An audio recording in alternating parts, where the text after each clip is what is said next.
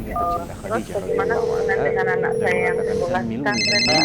miluni akhis ini di Mau atas. nanya, Qala qad khasyitu ala nafsi. Terima kasih, Bapak. Aku Assalamualaikum mengkhawatirkan warahmatullahi diriku. wabarakatuh. Assalamualaikum warahmatullahi wabarakatuh. Alhamdulillah hamdan katsiran thayyiban mubarakan fi kama yuhibbu rabbuna wa yarda. Pemirsa Fatwa TV, alhamdulillah jumpa lagi kita di program kesayangan kita, yaitu live interaktif meneladani akhlak Rasulullah sallallahu alaihi wasallam.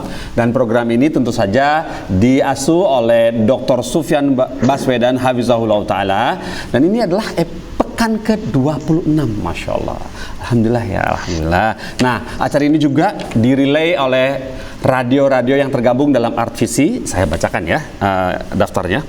Pertama Radio Sahabat Tegal, kemudian Radio MDFM Probolinggo, berikutnya Radio Gema FM Bontang, lantas Radio Hang FM Batam, berikutnya Radio Al Hikmah Banyuwangi, lantas Radio Tuah FM Riau, lantas Radio Madinah Caruban, lantas juga Muba Pangkal Pinang, berikutnya Dai Tengaran, Radio Dai Tengaran, lantas Radio Sago FM Sumatera Barat, dan terakhir Radio Albina AM Bekasi. 11 radio, Masya Allah, Alhamdulillah. Dan bagi pemirsa radio atau pendengar radio yang ingin ikutan bertelepon ya, berpartisipasi di program ini untuk menanyakan permasalahannya, silakan ke nomor telepon 021 212 32333 021 212 32333. Bagi pemirsa televisi bisa dilihat di layarnya sudah tertera. Alhamdulillah, mari kita sapa Ustadz ya. Assalamualaikum warahmatullahi wabarakatuh. Ustadz Zunah Sofyan Baswedan, Masya Allah. Gimana? Indonesia sudah sehat belum, Ustaz? Iya. Belum. Oh, belum. Kenapa bisa gitu ya? Belum. Sayangnya belum ya saya. Nah, ini Ustaz, Masya Allah, Ustaz. Terkait mengenai apa slogan ini, Indonesia harus sehat, betul-betul tepat sekali, Ustaz. Ini ada pertanyaan masih hangat, fresh from oven, masuk mengenai kesehatan ini, Ustaz. Jadi seperti ini, Ustaz. Insya Allah pertanyaannya begini. Dari Hamzah di kota Jakarta, Ustaz. Assalamualaikum warahmatullahi wabarakatuh. Ustaz Sofyan mau tanya ini, Ustaz, di perumahan ada warga yang meninggal di rumah sakit dan dinyatakan COVID. Nah, lantas dari rumah sakit jasad langsung menuju ke pemakaman. Apakah warga atau keluarga, ya di sini warga atau keluarga, perlu melakukan sholat gaib atau bagaimana ini untuk masalah ya sholat mandi kan jelas gak mungkin ya, Ustaz. Nah, mohon Ustaz ini solusinya ini bagaimana buat yang lagi bingung. Baik. Bismillahirrahmanirrahim. Alhamdulillah wassalatu wassalamu ala Rasulillah wa ala alihi wa ala alihi wa sahbihi man wala, amma ba'd. Terkait dengan penyelenggaraan jenazah ya, Mas Pongki. Betul. Terutama jenazah yang tidak sempat diperlakukan dengan perlakuan yang ideal, entah itu karena sakit dengan penyakit yang sangat menular seperti COVID. Ataupun mungkin jenazahnya hancur atau terbakar atau tenggelam. Apabila memang diduga kuat dia belum disolatkan, maka disyariatkan untuk melakukan sholatul ghaib. Tapi kalau sudah ada yang menyolatkan, walaupun itu hanya beberapa orang, misalnya tim dari Satgas Covid-nya misalnya, ditanya mereka mengatakan sudah menyolatkan, maka yang rojih dalam hal ini tidak perlu disolatkan lagi secara ghaib. Oh gitu. Begitu jawabannya. Masya Allah. Jika belum diketahui, Ustaz, masih kayak ragu-ragu, ini sudah sholat, terus keluarga mengambil inisiatif sholatan aja deh, gitu. Gimana, Ustaz? Sudah jelas. Assalamualaikum, Ustaz. Sudah putus-putus. Apakah sudah dijelas sekarang, Ustaz? Putus-putus suaranya. Putus-putus ya? Iya, sudah jelas. Sudah jelas? Iya, Alhamdulillah. Jadi, jika memang kondisinya keluarga masih ragu, Ustaz, ragu apa sudah sholat apa belum disolatkan, terus kemudian keluarga mengambil tindakan untuk yakin langsung kita sholatkan saja deh, untuk khawatir belum ada yang sholatkan gitu. Informasinya masih simpang siur, terus mengambil inisiatif untuk mensolatkan gaib. Apakah sah atau tidak itu, Ustaz, kalau kondisi seperti itu? Ya, insya Allah kalau memang ada dugaan atau tidak ada dugaan kuat bahwa jenazah tadi sudah disolatkan, Ya. maka berarti kan hukum asalnya belum disolatkan, Mas Pongki. Betul, Ustaz. Ya silahkan disolatkan secara ghaib. Insya Allah tetap sah sholat ghaibnya. Alhamdulillah seperti itu ya. Semoga Bapak Hamzah di rumah bisa menyaksikan acara ini dan faham apa yang sudah dijelaskan oleh Ustadz Dr. Sofyan Baswedan. Berikutnya Ustadz, pertanyaan dari Sigit di Jawa Barat Ustadz. Assalamualaikum warahmatullahi wabarakatuh. Ustadz Sofyan izin bertanya nomor 1. Wah, pakai nomor 1 nih. Apa perbedaan antara mencelakakan diri sendiri dan israf dengan sikap mereka para sahabat seperti Abu Bakar radhiyallahu anhu menginfakkan seluruh hartanya, atau Urwah bin Zubair yang enggan dibius saat kakinya diamputasi, atau yang lainnya? Kemudian kedua, adakah perbedaan antara misalnya dalam kurung orang yang tahu dulu, Mas oh siap panjang ya Ustaz. Jadi pertama, israf itu artinya berlebih-lebihan. Ya, berlebih-lebihan, dan itu kan batasannya relatif. Tidak sama antara orang kaya dengan orang menengah dengan orang miskin.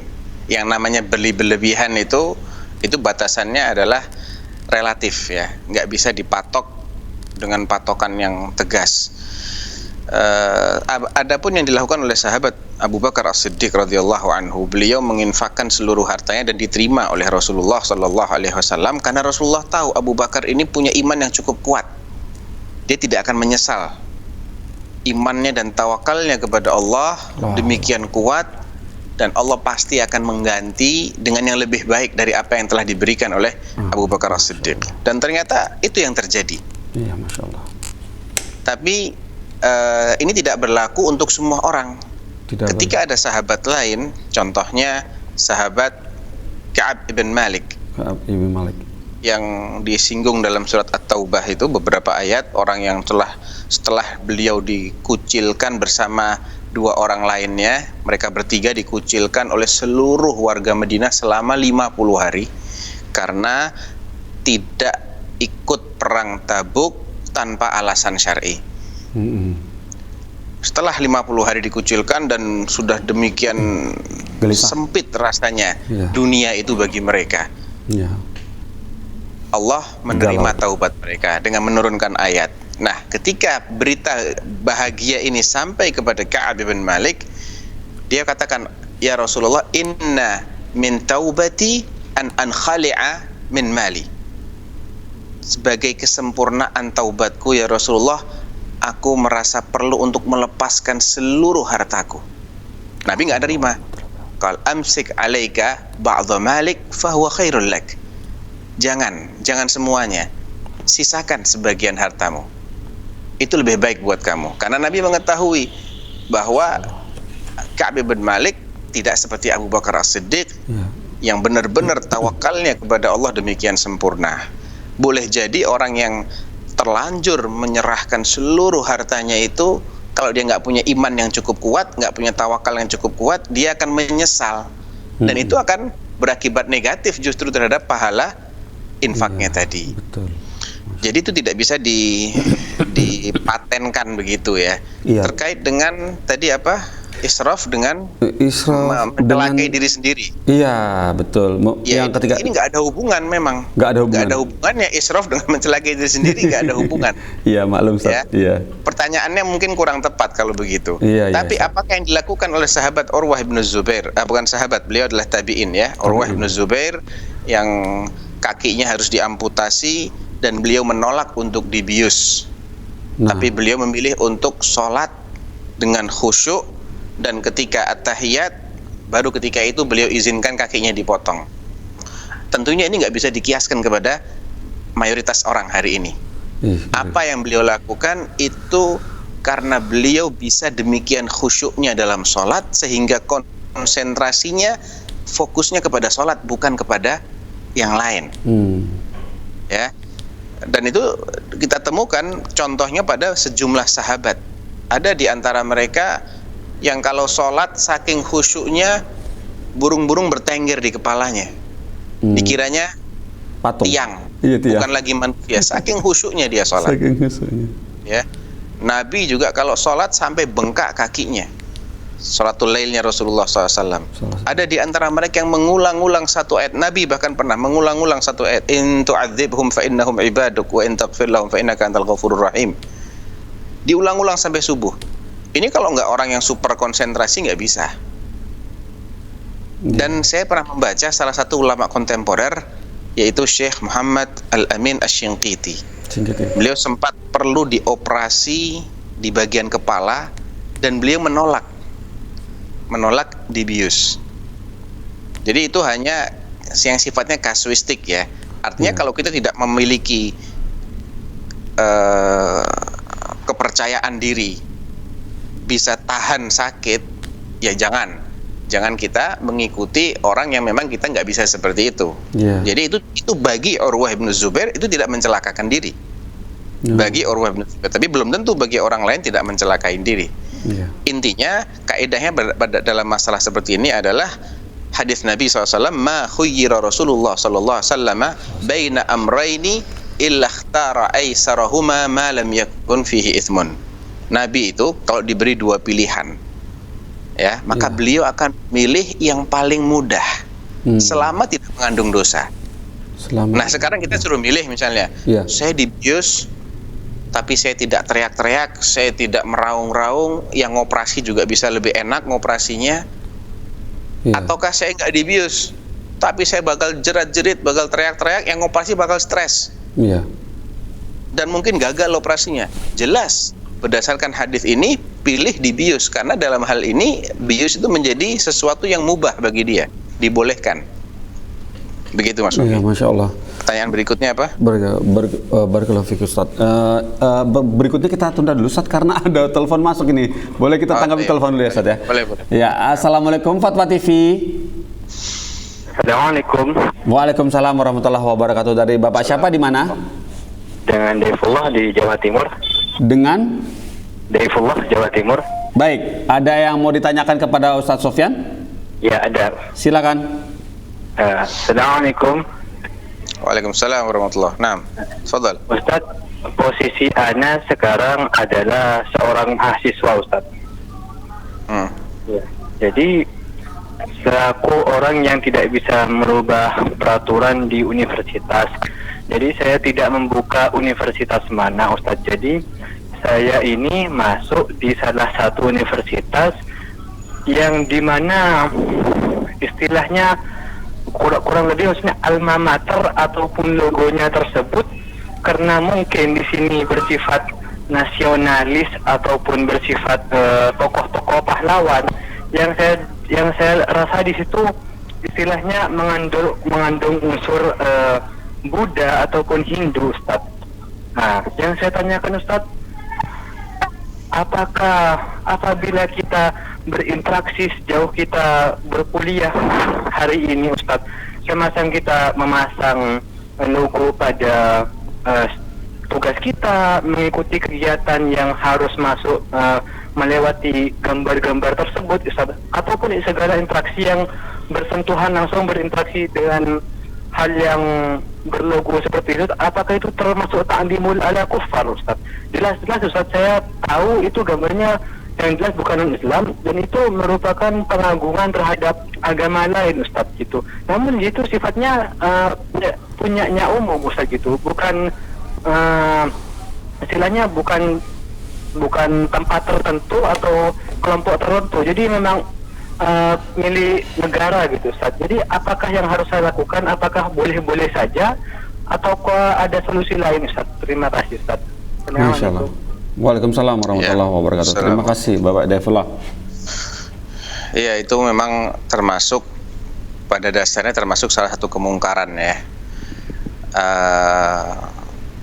Pengagungan terhadap sosok-sosok yang itu sampai dibuat menjadi patung, dan itu memang berkaitan dengan ajaran-ajaran non-muslim, ajaran-ajaran di luar Islam, kemudian direplikakan seperti patung ya, itu jelas merupakan kemungkaran dalam kacamata Islam.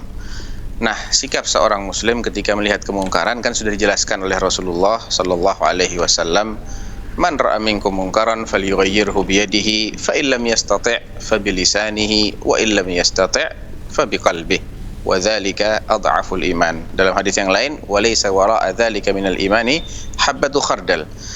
Paling tidak seseorang mengingkarinya dalam hati dengan cara membenci. Ya, kan perbuatan hati itu tidak harus dilontarkan. Kalau dilontarkan nanti bisa kena pasal UU apa itu istilahnya Mas Pongki?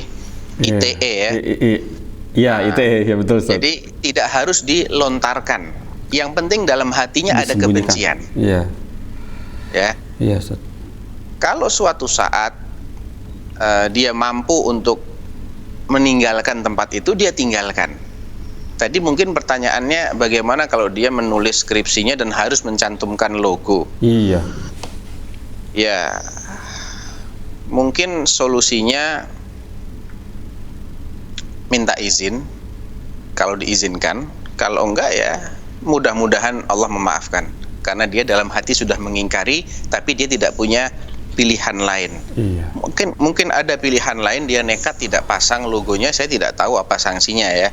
Tapi seandainya sanksinya itu benar-benar menimbulkan madharat, maka insya Allah memilih yang madharatnya paling ringan itu adalah solusinya. Yang paling ringan bagi dia apa madharatnya? Apakah diomel-omelin oleh dosennya, ataukah mungkin sanksinya lebih dari itu sampai di drop out dan dia pasti akan kehilangan biaya yang sekian banyak, kehilangan waktu. Iya. Kalau ini yang lebih berat, maka dia boleh mencantumkan itu sekadarnya saja, seperlunya saja. Sekadar seperlunya saja ya. Seperlunya saja. Hal-hal yang tidak diwajibkan maka tidak usah dilakukan. Iya. Yang sampai kewajiban itu dibarengi dengan ancaman sanksi, barulah dalam hal ini dia masuk kategori darurat. Iya. Karena yang namanya darurat itu ketika seorang nggak punya pilihan lain. Tapi misalnya jas, jaket alma maternya ada logo itu. Nah, apakah dia diwajibkan menggunakan jaket alma mater ketika berangkat kuliah? Tidak. Kalau nggak diwajibkan, pakai jaket yang lain. Gitu. Ya. Atau pin, atau stiker, atau apa. Selagi itu tidak menjadi sesuatu yang dipaksakan itu kan kriterianya ada ancaman dan ancamannya real. Iya. Ancamannya itu bisa benar-benar direalisasikan oleh yang mengancam. Maka ketika itu ya sudah Anda menjadi pihak yang dalam kondisi darurat. Asalkan hati Anda tetap mengingkari, tetap membenci, maka insya Allah Anda tidak berdosa. Amin. Nah, tapi kalau saya sudah punya pengalaman kayak gitu, saya pilih kampus lain yang tidak ada simbol gitunya, Mas Pongki. Iya, Untuk anak lain, anak nanti, untuk saudara kita sarankan, toh kan tujuannya untuk mencari ilmu itu kan ujung-ujungnya biasanya untuk kerja kan. Betul. Nah itu kan masih belum pasti dapat kerjaannya di mana, gajinya berapa. Belum tentu yang lulusan kampus ternama mendapatkan pekerjaan yang lebih baik daripada lulusan kampus yang biasa-biasa. Iya betul Ustaz. Betul. Gitu. Belum tentu sejurusan antara pekerjaan dengan disiplin ilmu yang belum tentu. Jauh kadang-kadang seringnya seperti itu. Masya Allah. Baiklah Ustaz, alhamdulillah barakallahu fikum Ustaz atas nasihatnya dan tipsnya kepada Bapak Daifullah tadi di Jawa Timur. Alhamdulillah. Berikutnya pertanyaan ini Ustaz, yang nomor 2 tadi mungkin ya, yang selanjutnya dari Sigit di Jawa Barat. Adakah perbedaan antara misalnya orang yang tahu keutamaan sholat isya berjamaah dengan orang yang tidak tahu keutamaannya dan tetapi ia ikut sholat berjamaah? Mohon penjelasannya Ustaz. Jazakumullah khairan. Baik, barakallahu fiik. Jelas ada dong. Allah mengatakan hal yastawil ladzina ya'lamun wal ladzina la ya'lamun. Apakah sama kata Allah orang-orang yang mengetahui dengan orang-orang yang tidak mengetahui? Tidak akan sama. Ketika dia mengetahui keutamaan ibadah tersebut, dia bisa istihdzarun niyah, bisa menghadirkan niat, menghadirkan apa sih yang dia harapkan. Dia tahu Allah menjanjikan pahala yang besar, seperti pahalanya orang yang qiyamul lail setengah malam. Dan kalau dia hadir sholat subuh berjamaah seperti orang yang qiyamul lail semalaman suntuk. Maka dia akan lebih semangat dan dia akan mendapatkan pahala sesuai dengan yang dia niatkan. Wa innama likulli imri'in ma nawa. Masing-masing akan mendapatkan sesuai dengan yang dia niatkan. Kalau dia nggak tahu fadilahnya, dia nggak akan meniatkan itu kan? Iya betul Ustaz. Ya niatnya cuman setahu saya sholat berjamaah itu bagus gitu aja, paling sebatas itu dia akan meniatkan, tapi nggak tahu kalau ada keistimewaan lain di balik itu. Iya, Masya Allah. Betul-betul Tentunya niat tidak itu akan sama. penting sekali niat seperti saya, Masya Allah. Ya, dan itu ada kaitannya dengan ilmu juga. Betul. Kaitannya dengan ilmu ya, semakin berilmu ya, tentunya tidak sama orang yang berilmu dengan yang tidak. Baiklah, berikutnya Ustaz, dari tidak menyebutkan hamba Allah atau fulan di sini dari Jawa Barat, Bogor. Assalamualaikum Ustadz Sofyan, bagaimana cara bertaubat dari doa buruk yang pernah diucapkan? Saya tidak mau doa buruk tersebut dikabulkan sekarang ini. Menyesal. Bagaimana cara penyelesaiannya ya Ustadz? Jazakallah khair. Ya. Ada sebuah hadis dari Nabi Shallallahu Alaihi Wasallam. Ya. Ini juga berkaitan dengan bagaimana intinya Nabi pernah mengatakan ya Allah, Allahumma, yang artinya ya, saya kurang menghafal redaksi doanya. Ya Allah, siapapun yang pernah aku doakan tidak baik dan dia tidak berhak mendapatkannya ya Allah, maka jadikanlah doa yang tidak baik itu sebagai rahmat baginya. La haula wala quwwata illa billah. Bisa ya, Gitu. Ya Allah, serba bisa. Nah, oleh karena itu di Sahih Muslim Nabi pernah minta supaya sahabat Muawiyah dipanggilkan. Jadi beliau menyuruh salah seorang sahabat untuk memanggilkan Muawiyah. Ud'u li Muawiyah. Datang Muawiyah, datengin, dilihat lagi makan. Kembali lagi, innahu ya'kul ya Rasulullah. Dia lagi makan ya Rasulullah. Selang beberapa waktu panggilkan lagi Muawiyah, datengin lagi makan lagi ya Rasulullah. Sampai 3 kali begitu Mas Wongki. Iya Ustaz. Yang ketiga, la asba Allahu batnah, kata Nabi. Semoga Allah tidak menjadikan perutnya kenyang. Nabi bilang gitu. Iya. La asba Allahu batnah. Semoga Allah tidak menjadikan perutnya itu kenyang. Iya. Nah, tapi hadis ini oleh Imam Muslim yang meriwayatkannya dicantumkan dan diberi judul oleh An-Nawawi. An-Nawawi itu yang memberikan judul dalam bab-babnya Sahih Muslim itu dari An-Nawawi, bukan dari Imam Muslim sendiri. Oh, Masya Allah. Iya, jadi Imam Muslim tidak memberikan judul kitab anu, bab anu, enggak. Tapi kontennya sudah urut, sudah terkategorisasi. Cuman beliau tidak memberikan judul-judul. Nah, yang memberikan judul itu adalah yang mensyarahnya. Yang paling terkenal adalah syarahnya An-Nawawi. Nah, An-Nawawi yang memberikan judul apa? Sebagai manaqibnya sahabat Muawiyah. Sebagai salah satu kelebihan dan prestasinya sahabat Muawiyah, beliau didoakan begitu sama Nabi. Kok aneh? Iya, Ustaz. Ternyata Nabi pernah mengatakan, ya Allah, siapa saja yang pernah aku doakan nggak baik, maka jadikanlah doa itu sebagai kebaikan. Iya. Nah, karena beliau pernah ngomong begitu, Nabi pernah bersabda seperti itu, maka doanya beliau untuk Muawiyah itu diralat oleh Nabi sehingga menjadi rahmat buat sahabat Muawiyah radhiyallahu anhu. Jadi insya Allah kita bisa ikutin hadis ini.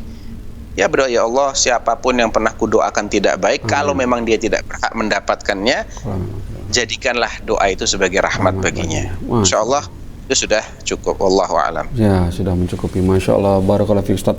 Ilmu sekali, Masya Allah ini. Wah, Masya Allah. Imam Nawawi ya Ustaz ya, bisa mensortir ya Ustaz ya, mengkelompokkan. Jadi memberikan judul gitu Ustaz ya, dari sortir itu. Jadi, yang mensortir siapa Ustaz? Sebetulnya sudah terkelompokkan. Oh, sama Cuman Imam Muslim sudah. Judul sama Imam Muslim. Oh, gitu. Tapi itu juga jadi yang susah, mensyarah itu yang akhirnya berinisiatif, berijtihad, memberikan judul-judul. Iya. Jadi tidak ada pengaturan ulang, nggak ada. Cuman dipisah-pisah aja gitu loh. Iya.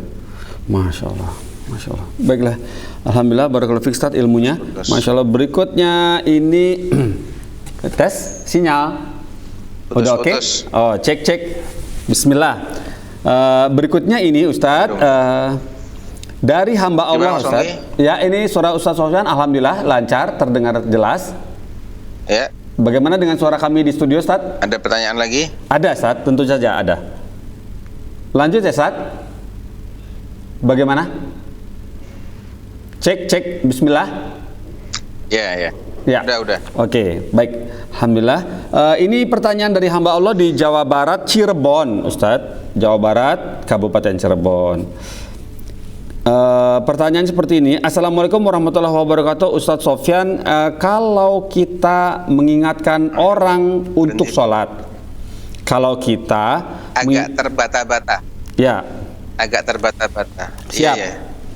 Kalau kita mengingatkan orang untuk sholat, Ada delay juga. ya, apakah kita terbebas dari dosa meskipun orang itu nantinya tidak sholat untuk beberapa waktu? Apa sudah cukup jelas, Ustadz? Yang awalnya nggak jelas. Awalnya Baik, gimana? saya ulang. Kalau kita mengingatkan orang untuk sholat, kita mengingatkan orang untuk sholat. Apakah kita bebas dari dosa meskipun orang itu nantinya tidak sholat untuk beberapa waktu? Begitu. Ya, memang kan kita nggak nanggung dosanya orang lain. Nggak nanggung dosanya orang lain. Fadzakir innama anta mudzakir lasta alaihim bimusaitir. Berilah peringatan, kata Allah kepada Rasulnya, sesungguhnya engkau hanyalah seorang pemberi peringatan. Engkau tidak berkuasa terhadap mereka. Kita juga begitu. Kita mengingatkan orang lain mau lakukan nggak lakukan itu urusan dia nanti. Yang penting kita melihat ada kemungkaran, kita sudah ingkari dengan lisan kita, dengan mengingatkan atau dengan amar ma'ruf. Ya, seperti itu Ustaz ya. Tidak ada hubungannya ya. Tidak menanggung dosa orang lain, begitu Ustaz ya. Baiklah, alhamdulillah, barakallahu fiik Ustaz atas jawabannya. Berikutnya pertanyaan dari Khairul Nasution, Sumatera Utara. Assalamualaikum warahmatullahi wabarakatuh, Ustadz Sofyan. Saya sebagai ketua perwiritan, ada anggota saya minta tolong kepada saya untuk bertanya kepada Pak Ustadz yang ada di Fatwa TV perihal orang itu menikah dengan suaminya yang dulu mantan pezina. Orang itu menikah atau wanita itu menikah dengan suaminya yang sebentar Mas Pongki. Ya. Sebentar. Inti pertanyaannya, soalnya kalau panjang nanti putus di tengah-tengah saya malah bingung. Oh, siap. Yang tadi masalah perwiritan ada hubungan nggak dengan pertanyaan tadi? Tidak. Terputus tadi, nggak ada ya? Tidak. Baik, langsung Jadi, ke intinya aja. Langsung intinya, siap. Seseorang wanita menikah dengan laki-laki yang dulu mantan pezina, tapi sekarang sudah tobat menjadi imam di masjid, sudah juga punya anak, tetapi wanita ini tidak bisa melupakan kelakuan suaminya yang dulu sebagai pezina. Bagaimana caranya nih agar bisa recovery nih ingatan dari si ibu ini? Jadi itu pernikahannya dilakukan setelah laki-lakinya bertaubat atau sebelum? Kalau di sini selingkuh gitu. Kayaknya kan nggak ke situ kan ya, arahnya sebelum menikah dia pernah berzina tapi sudah bertaubat. Iya. Terus menikah. Iya. Itu yang saya pahami. Iya. Dan begitu. Kemudian ketahuan bahwa dulu suaminya pernah berzina tapi sudah bertaubat. Ya sudah, nggak boleh diingat-ingat. Kita wajib melupakan hal tersebut. Karena orang yang sudah bertaubat itu seperti orang yang tidak berbuat dosa, asalkan betul-betul dia penuhi syarat-syarat taubatnya, dia menyesal, dia meninggalkan, dan dia bertekad tidak ngulangi lagi. Iya. Alhamdulillah. Ya harus dipaksa. Kalau masih ada bisikan itu dari setan. Nggak boleh diperturutkan. Hati-hati, itu dari setan. Iya. Yang membuat rumah tangga rusak ya itu Ustaz ya, retak ya, seperti itu. Alladzi yuwaswisu fi sudurin nas. Ya, Masya Allah. Minal jinnati wan nas. Alhamdulillah. Baiklah, Ustaz, barakallahu fiik. Kemudian pertanyaan dari Saifuddin di Riau, Kota Batam. Assalamualaikum warahmatullahi wabarakatuh, Ustaz Sofyan. Waalaikumsalam warahmatullahi wabarakatuh. Ada seorang laki-laki menghamili seorang wanita, pacarnya, kemudian menikah dengan wanita yang dihamili itu. Beberapa tahun kemudian mereka bercerai. Anak dibawa oleh sang ibu. Anak tersebut kami pernah mendengar bernasab kepada si ibu. Lantas tanggung laki-laki pemilik benih itu sampai di mana? Apakah nafkah bulanan harus tetap ditanggungnya atau tidak?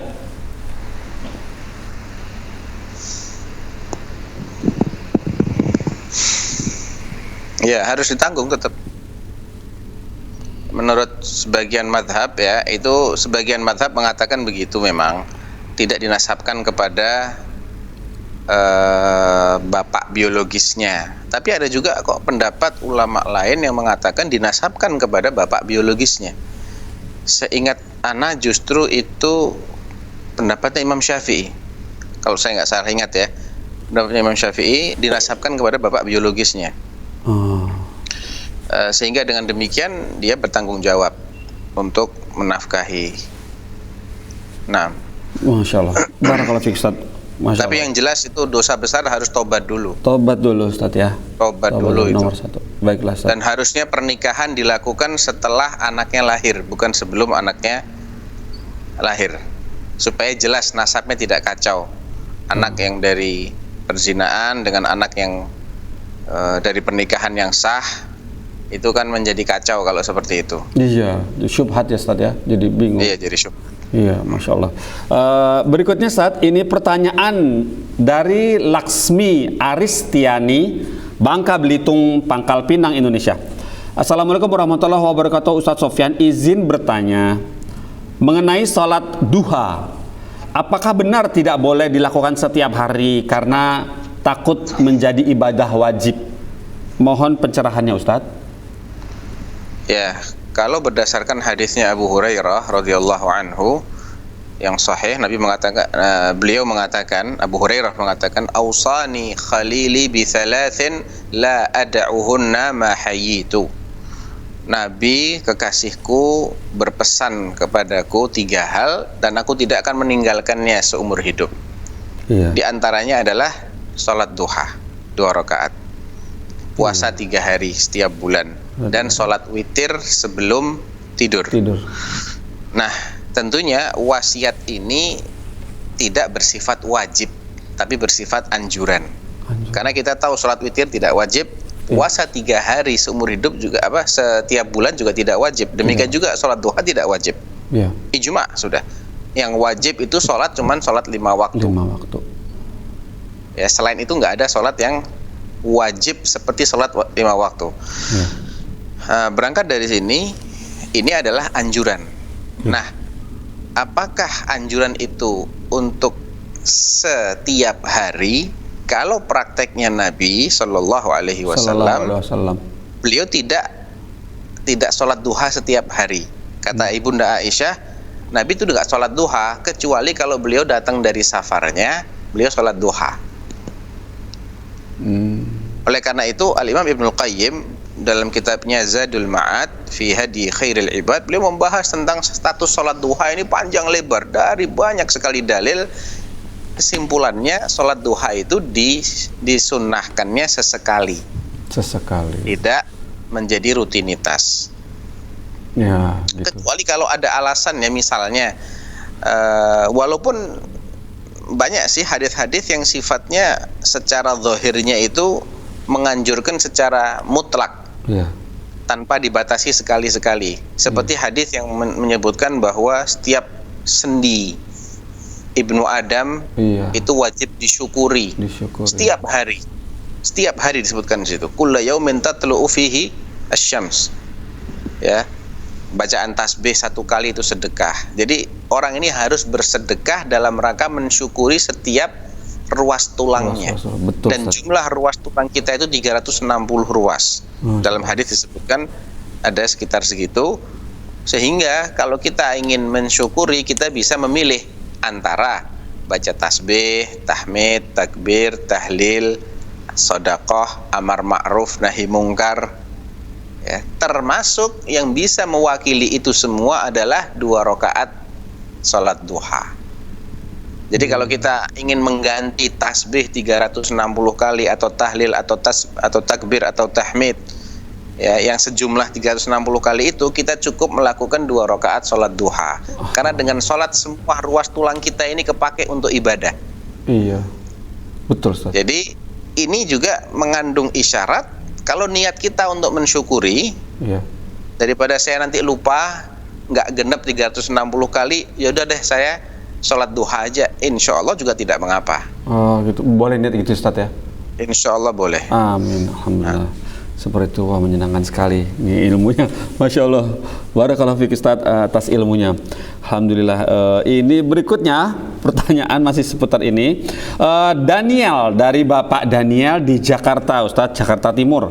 Assalamualaikum warahmatullahi wabarakatuh. Ustaz Sofyan mau bertanya, apa hukumnya jika menikahi janda menggunakan wali hakim, sedangkan adiknya si perempuan itu yang laki-laki masih ada dan pernikahan siri? Mohon dijelaskan status pernikahannya ini. Jazakallah khair. Tayyib. Nabi SAW bersabda, ayyuma imra'atin nakahat bighairi idzni waliyiha fanikahuha batil. Ya, wanita manapun yang menikah tanpa seizin walinya, maka pernikahannya batal. Yang menikahkan boleh siapa saja, tapi yang mengizinkan harus walinya. Adapun si wali tidak bisa mengakadkan secara langsung, dia boleh mewakilkan kepada orang lain, tapi harus atas seizin dia. Iya. Kalau adiknya masih ada, mungkin janda ini tidak punya orang tua, tidak punya paman, Kakak. tapi dia punya saudara, maka saudaranya yang menjadi wali, saudara laki-lakinya yang menjadi wali, asalkan dia muslim. Ya, saudara Muslim laki-laki, berakal sehat. saudara laki-laki Ya kan? di jalur bapaknya apa boleh di jalur ibu juga gitu? Yang di bapak, saudara sebapaknya. Yang lebih kuat itu adalah yang jalur bapak atau saudara kandung. Oh iya, sudah paman ya. Mungkin kalau Allah alam ya, apakah saudara seibu juga bisa menjadi wali? Saya nggak tahu, nggak tahu. Tapi kalau nggak ada paman saudaranya bapak, nggak ada kakek, Ya. bapak juga nggak ada, Ya. maka saudara laki-laki ini yang menjadi wali. Harusnya dia dimintai izin. Kalau nggak ada izin sama sekali, apa bedanya dengan ya itulah Iya. hubungan di luar nikah? Apa bedanya? Kan nggak ada izin wali juga. Iya. Ustaz. Adapun wali hakim itu kalau dia nggak punya wali, was-sultanu waliyyu man la waliya lahu. Iya. Nabi menjelaskan sultan, penguasa adalah wali yang tidak punya wali. Wali bagi yang tidak punya wali. Iya. Ya misalnya nggak punya wali itu apa? Mu'alaf, wanita yang baru masuk Islam, semua kerabatnya kafir semua masih. Iya. Atau udah meninggal semua, sebatang kara. Ya. Nah itu baru wali hakim, Iya. yang diwakilkan melalui KUA tadi. Iya. Itu. Iya, Masya Allah, Ustaz. Tapi kalau masih ada wali harusnya dimintain walinya. Nah, sekarang bagaimana saat ini, apa yang harus dilakukan oleh perempuan ini lantas udah begini kejadiannya? Saya susah jawabnya ini Mas Mungkin. Iya Ustaz, bingung juga ini, gimana ini? Ya kalau zahir hadisnya nikahnya batal, dia harus Batal. minta izin, diulang Nikah lagi. Ulang nikah ya Ustaz? Ya. Iya, seperti itu ya. Baiklah, alhamdulillah. Alhamdulillah pemirsa, seperti itu jawaban dari Bapak Daniel di kota Jakarta Timur ya. Baiklah, ini Ustaz, ini insya Allah kita masih memiliki waktu 7,5 menit atau 8 menit. Dari Rahmat Bahari, Sumatera Utara, Medan. Assalamualaikum warahmatullahi wabarakatuh, Ustaz Sofyan. Berkenaan masalah khilafiyah suatu hadis, mana yang akan kita jadi rujukan mana yang akan jadi rujukan jumhur atau beberapa ulama? Kalau memilih jumhur, apakah sudah dipastikan kebenarannya? Sedangkan yang banyak belum tentu juga benar. Mohon penjelasannya Ustadz. Assalamualaikum warahmatullahi Yang banyak belum tentu benar, apalagi yang sedikit. Nah, iya. Terus bagaimana Yang dong? banyaknya ini ulama loh ya. Iya, ulama. Yang kita bahas kan ulama, bukan Iya. orang awam, Bukan bukan. orang awam, bukan. Kalau orang awam nggak bisa jadi patokan. Nggak patokan. Ini ulama. Banyak ulama lebih mengatakan, atau jumhur ulama mengatakan A. Beberapa ulama mengatakan B. Nah, kitanya ini orang awam atau orang berilmu sekarang? Kalau kitanya sendiri orang awam, ya orang awam kan nggak bisa tarjih, tidak bisa memilih mana yang lebih kuat. Iya. Kalau dia baca dalilnya pun mungkin bingung dia. ini gimana sih maksudnya, saya nggak paham. Nah, kalau nggak paham berarti dia hanya bisa mengikuti alias taklid. Jadi taklid itu nggak tercela 100%. Nggak tercela ya? Nggak tercela 100%. Iya. Tercelanya bagi orang-orang yang bisa memahami dalil, tapi dia tidak mau paham dalil, pokoknya apa kata si fulan saya akan pilih. Terlepas dari dia rojih ataukah marjuh, hak ataukah batil. Nah, ini yang tercela. Padahal dia bisa memahami dalil. Kalau dia nggak bisa memahami dalil, cukup dia memilih yang menurut dugaan kuat dia adalah yang paling berilmu. Kita nggak tahu nih mana yang paling berilmu, saya juga nggak paham. Tapi mayoritas ulama Ahlus Sunnah memilih pendapat A. Nah, pendapat yang dipilih oleh mayoritas itu insya Allah kemungkinan salahnya lebih kecil daripada pendapat sebagian kecil. Oh gitu. Itu logika aja Mas, logika gitu loh. Ulang lagi, diulang, mayoritas dokter, pendapat iya. mayoritas dokter bilang COVID itu ada dan berbahaya. Bisa mematikan. Ada sebagian dokter mengatakan nggak usah takut sama COVID. Ya. Kira-kira mana yang lebih kuat? Ya, sama aja. Yang banyak gitu dong. Iya. Mayoritas, karena kita bukan dokter. Kecuali kalau kita sendiri ini menguasai ilmu kedokteran, kita cek apa alasannya mereka yang mengatakan ini berbahaya mematikan, apa alasannya yang mengatakan sebaliknya. Iya. Kalau kita nggak menguasai ilmu itu, ya kita hanya bisa milih yang secara logika lebih kecil kemungkinan salahnya, yaitu pendapat mayoritas. Oh, begitu. Gitu. Masya Allah, barakallahu fikum Ustaz. Ini ada alhamdulillah barakallahu fikum Ustaz atas sharing ilmunya seperti itu ya, antar membedakan mengambil pendapat ya. Ini ada penelpon masuk, semoga kita masih bisa sempat jawab. Ada waktu sekitar 4,5 menit ya, insya Allah. Assalamualaikum Fatwa TV. Waalaikumsalam warahmatullahi wabarakatuh. Masya Allah, hamba Allah di Bogor ya. Mau tanya Pak Ustaz. Silakan. Ustaz mau nanya tentang masalah ini, tentang masalah salat tarawih Pak Ustaz. Di masjid kami ini ada katakanlah ada khilaf di antara jamaah ini. Ada yang mengatakan boleh salat malamnya boleh 2 kali ikut berjamaah sama imam, tapi witirnya 1 kali.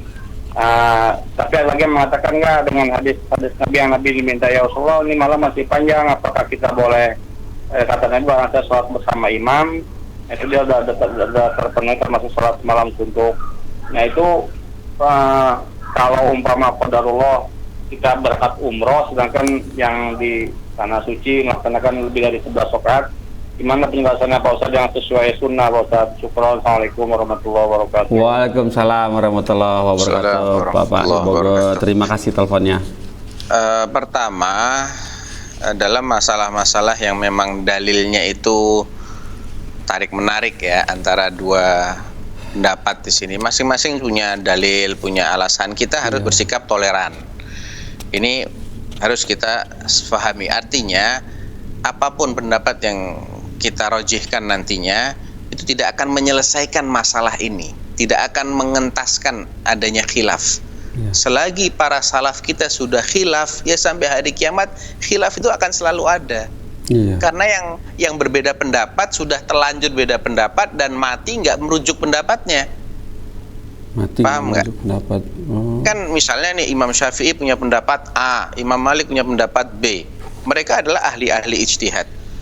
Sampai mati keduanya ini meninggal dunia tidak menyatukan pendapat mereka. Berarti khilafnya ini mustaqir. Khilafnya sudah terlanjur tetap, sudah terlanjur valid khilaf ini. Orang yang hidup belakangan, kalau terjadi ada 2 pendapat dalam satu masalah misalnya nih, orang yang datang kemudian dia tidak akan bisa menganulir khilaf, nggak bisa. Gitu loh ya, sampai hari kiamat tetap ada khilaf. Kita hanya tarjih saja, dan tarjih itu pun bisa berubah. Mungkin sekarang yang anak anggap rojih pendapatnya Imam Syafi'i misalnya, suatu saat saya bisa berubah pendapat, berbalik ke pendapatnya Imam Malik. Itu biasa sekali dalam dunia ilmiah, dunia fikih itu sangat-sangat biasa sekali.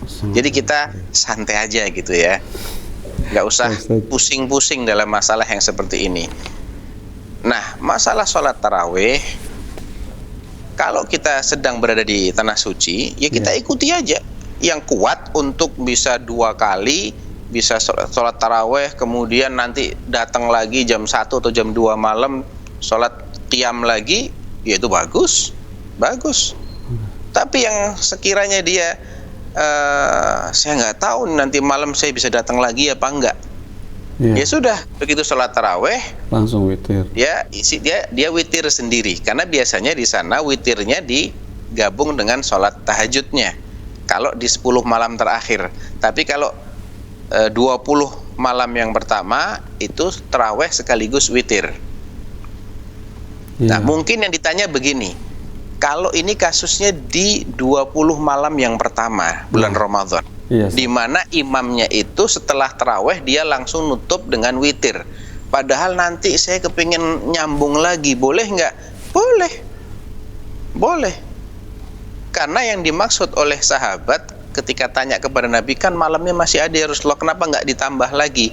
Beliau sudah telanjur witir, tapi tidak melarang sahabat untuk sholat sendiri-sendiri, nggak ada larangan. Nah, oleh karena itu kalau ingin sholat lagi, nggak apa-apa, nanti dia tambah 1 rakaat dulu untuk menggenapkan. Kan sudah terlanjur witir sama imam. Ya, ada 2 pilihan di sini. Pilihan yang pertama, ketika imam salam, ya, kalau sholatnya itu imamnya 2 rakaat, kemudian 1 rakaat, biasanya begitu witirnya di sana ya. Gitu, di Mekah, di Madinah biasanya witirnya itu 2 rakaat, kemudian 1 rakaat. Nah, yang 1 rakaat ini ketika imamnya salam, Anda punya 2 pilihan. Anda ikut salam bersama imam, kemudian sebelum menambah sholat tahajud, Anda sholat dulu 1 rakaat. 1 rakaat aja. Sehingga menggenapi witirnya yang tadi. Setelah itu sholat 2 rakaat, 2 rakaat, 2 rakaat, terserah mau berapa. Kalau sudah dirasa cukup, tutup dengan witir. Tutup dengan witir saja. Baiklah. Alhamdulillah. Opsi yang kedua, ketika imamnya ini salam, Anda nambah 1 rakaat. Gak ikut salam sama imam, langsung digenepin 2 rakaat. Langsung genep rakaat ya. Dengan demikian Anda belum sholat witir. Nanti kalau mau nambah, tinggal nambah 2 rakaat, kemudian baru setelah itu witir. Ya Ustaz, kita tutup acaranya Ustaz. Alhamdulillah, barakallahu fiik Ustaz. Ya, insya Allah kita ketemu pekan depan. Pemirsa, kita tutup acaranya. Wassalamualaikum warahmatullahi wabarakatuh. Terus bagaimana hubungan dengan anak saya yang 11 tahun? Mau nanya. Qala qad khasyitu ala nafsi. Terima kasih Bapak. Aku mengkhawatirkan diriku akan celaka.